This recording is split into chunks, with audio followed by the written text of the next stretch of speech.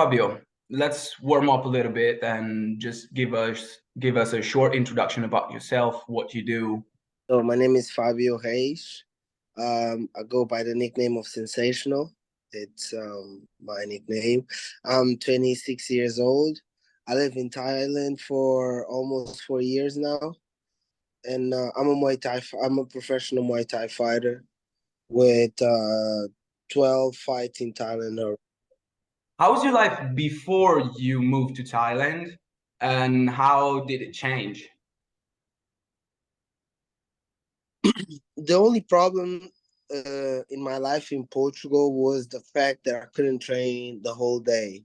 That was the biggest problem because when I was amateur, I could just do it for fun, and I enjoyed doing it, and I was studying at the same time.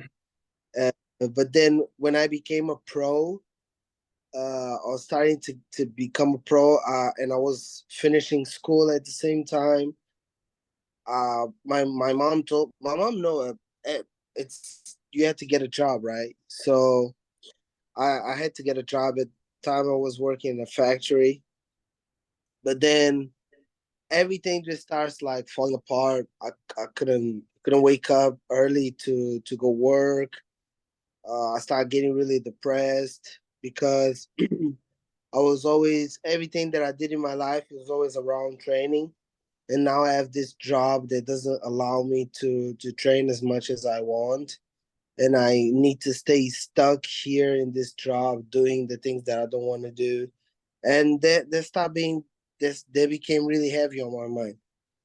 So after that, I quit my job to start training full time, and I didn't have money because the fights weren't paying too good. It was like 100 euros sometimes, 80 euros sometimes. So the at that time I didn't even pay my coaches. Like they were just doing for the fun.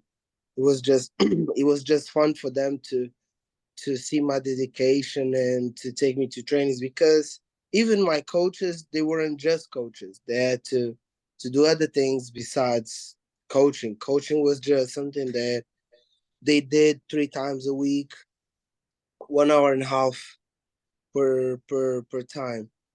So I always wanted to become more serious about fighting. Since I became professional, since I gave up my job in Portugal, my gym was a very small gym. So it was hard for me to compete with other people that have more knowledge, more experience, more resources. So that was the hardest part for me as a professional. So and and outside of that, because training was the best part of the day, like going to train and stay there occupied for 1 2 hours. That was the best part. The harder part was going back and forth to home, because since I gave up my job, I was training in the morning, in the afternoon, but I couldn't train in the same places. So I had three different gyms that I was allowed to train. So I in the morning I would go to one gym and train in the morning boxing, and then I would move to another gym, train a little bit of more Muay Thai, more kickboxing. I mean, and then move to another gym to train kickboxing with my other coach. So at the time I was doing that, but I didn't have money to pay tickets for the transportation. So that was the hardest part. Like, had to run away from the officers. But yeah, life in Portugal was hard because of that. Because the beginning was so much struggle, and I was the only one kind of seeing it. It's like you're trying to explain something to somebody, but the person cannot see, and it's like, no, this is impossible. What you're trying to do. So I went to Macau, and I met these two Brazilian guys. They used to train in Pokefa Club. And I asked them, "What you guys do for a living?" And they were like, "Oh, we just train and fight."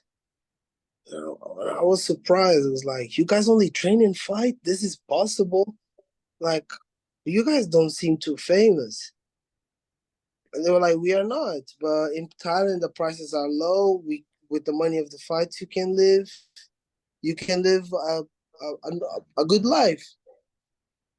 And then I was like, okay. I went back to Portugal and I got the Instagram from those two guys. And I start messaging them every day. How much is for this? How much is for that? And this and that. How do I do this? Like thousands of questions. But at the beginning, they didn't really believe that I was going. So almost a year go by.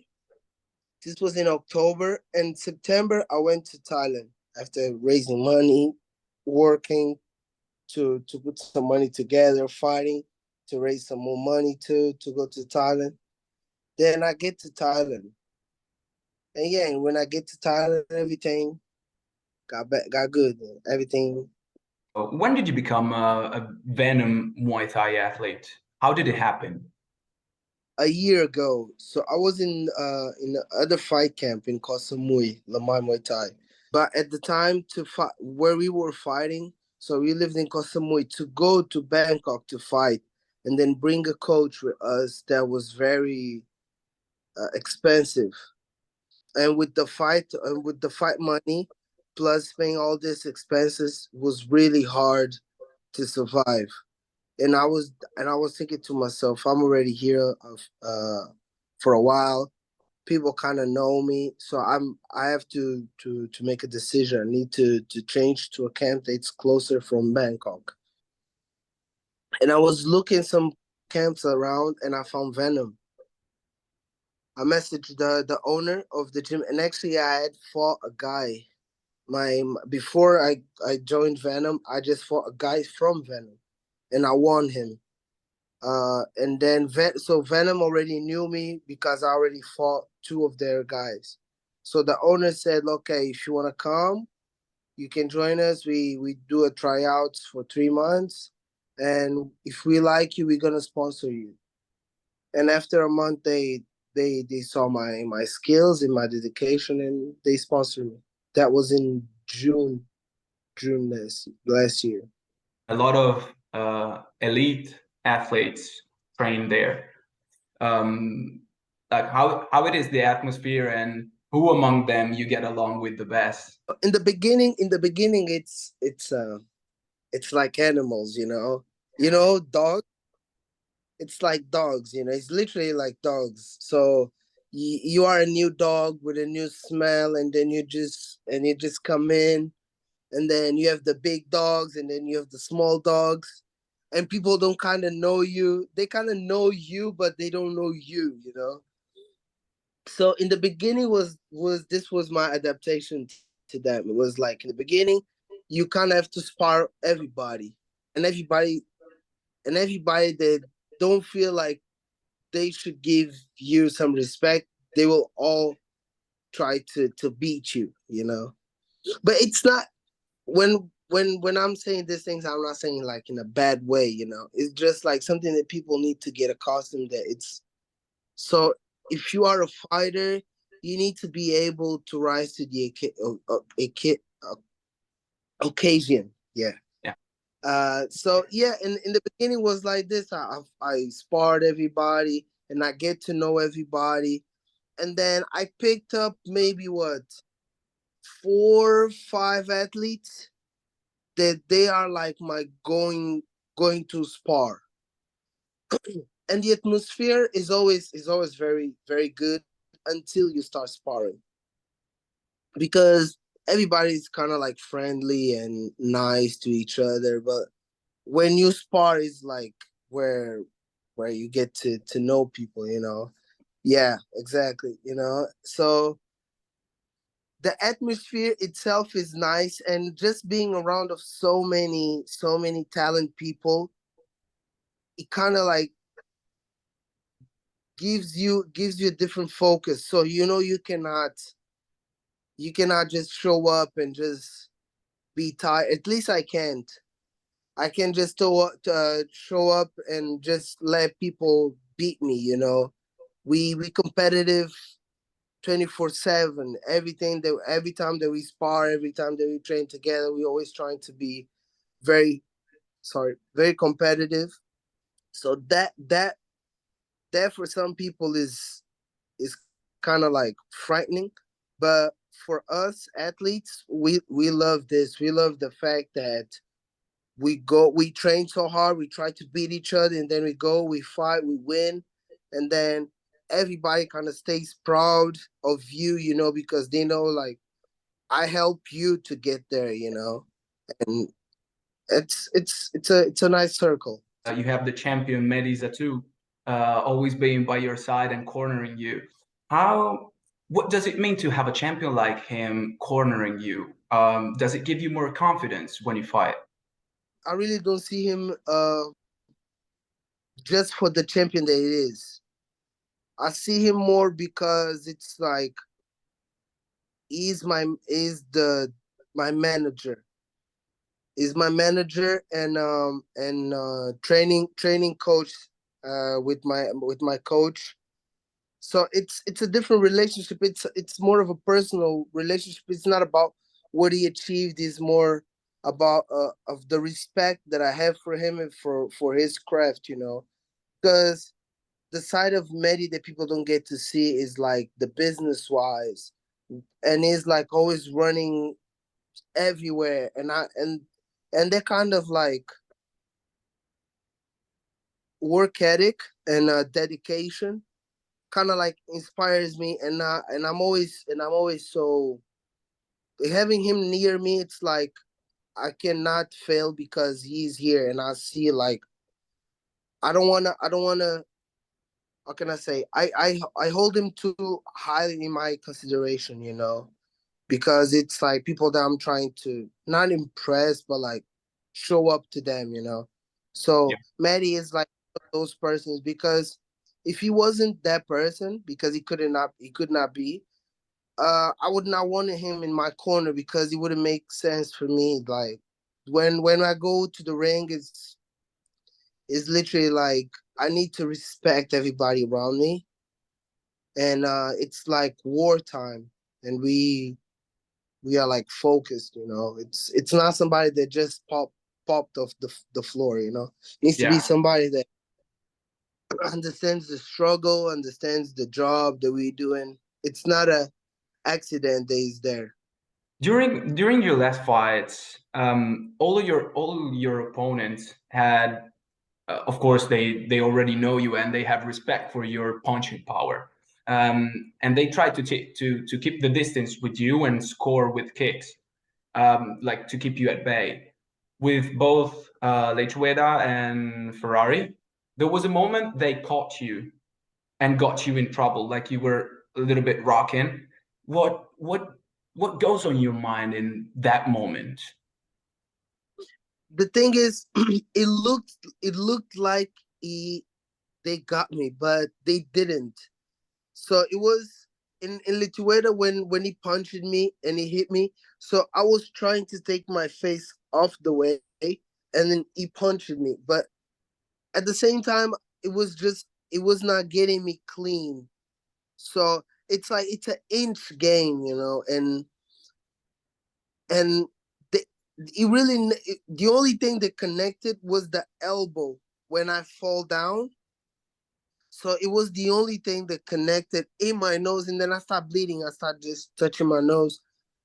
And what the other things that really got me in trouble, but at the same time, I just felt like, okay, if this kicks continue to the ribs until the end of the fight, I can take them. So it was never like it got me a kick where I was like, whoa, I cannot take none of this, or a punch. No, it was just he got me two kicks right on the ribs, and I was like, oh, it got me with my hands up. So I started being more scared of throwing my right hand. That was what made me. That was what made me tuck more my elbows, and a jumping knee. He hit me with a jumping knee. With But you besides, mean Ferrari? no, no, no, no. I mean, Litueda. He Okay. got me with a knee at some point. and people were thinking that he was being cocky because of the things they did, but what many didn't see was the left hook before that dance they did. He rocked him, so he was doing that dance just to show me that he was not affected. But I didn't realize at the time, to be honest. He was. I just thought he was taunting me, you know. But no, he was. He was. I The watched in the things videos. like the things you Yeah. get when you watch the replay. Yes. Yes. Yes. I was watching Ferrari and Sangmanee KO. You know, both of them. When I punched them, it was the time they blinked. I was watching in super slow motion, and both of them, the time that I touched them, they was just happened to be blinking. You know, this Oh is wow. crazy. Yeah, You know, because I like feel when you think it's that fast, like it's a blink of an eye and boom, you're out. it's timing. Yeah, it's timing. And my coach and I was after Lithuania fight. I was telling my coach, I feel like I'm not fast enough.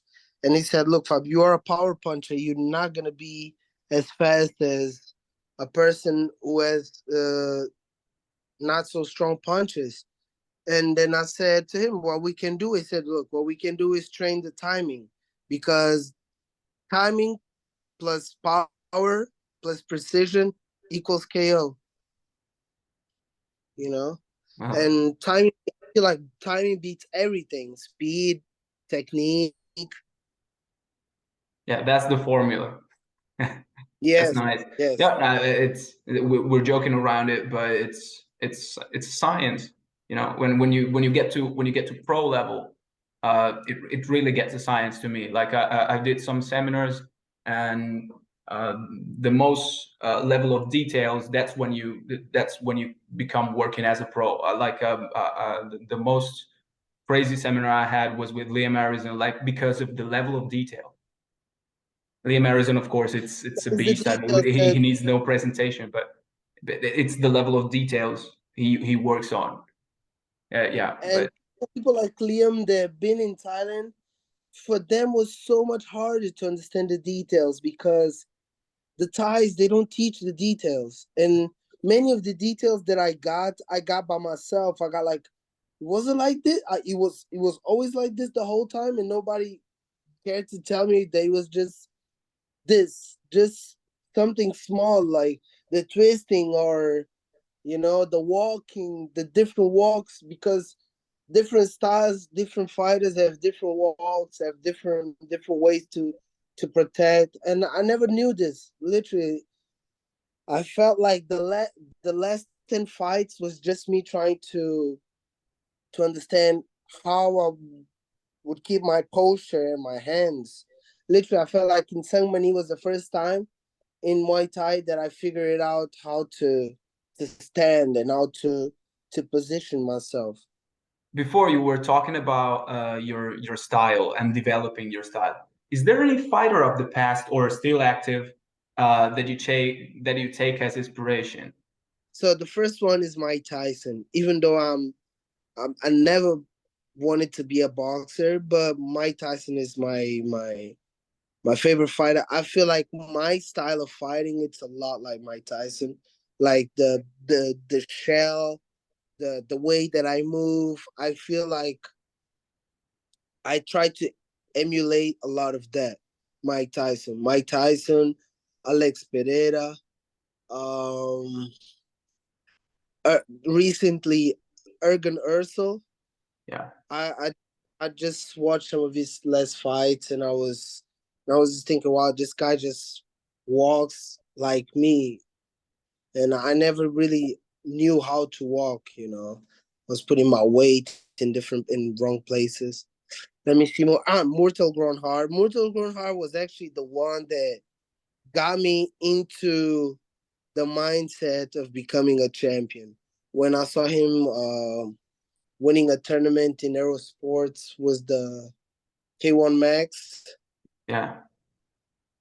So yeah, after watching him winning, yeah, he became my big inspiration. What do you consider to be your best performances or best achievement in your career to date? I would say Ferrari 5 because after I had the interview went really nice.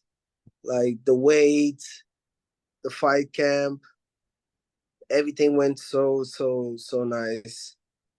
And and then it was my debut in one championship in one Lumpini, and it was just crazy. It was just great. And then winning like that when everybody in the crowd was against me, everybody was saying that the lucky punch of Rittewada won't do the same thing to Ferrari. Yeah, it was Ferrari, yeah. Does the roar of the crowd motivates you even more to get to your 100%? What feelings you get from um, having the crowd against you? It's two feelings. One of them is no feeling, and the other one is like, I'm gonna prove you all wrong. So it's those two feelings. When I'm going in the ring, and I I hear roar for my opponent, and I just think to myself, I'm gonna prove you're wrong. I'm gonna win this guy. And when I'm inside of there, it doesn't really affect me at all.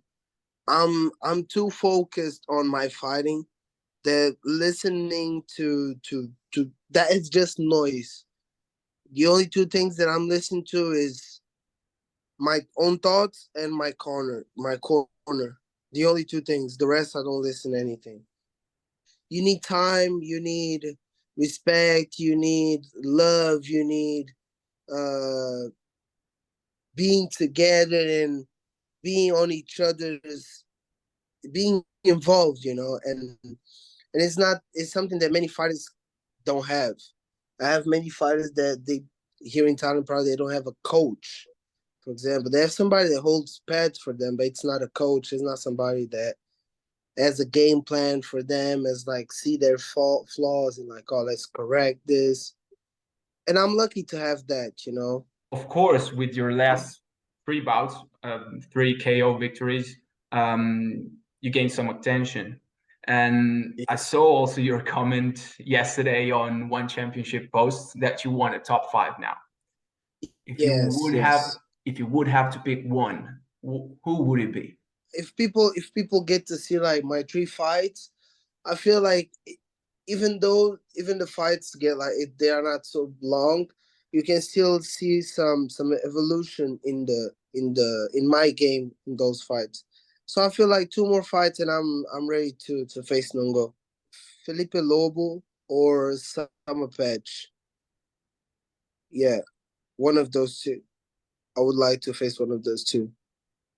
That I would be feel like I feel like I would be entertaining show for them because people been seeing my power.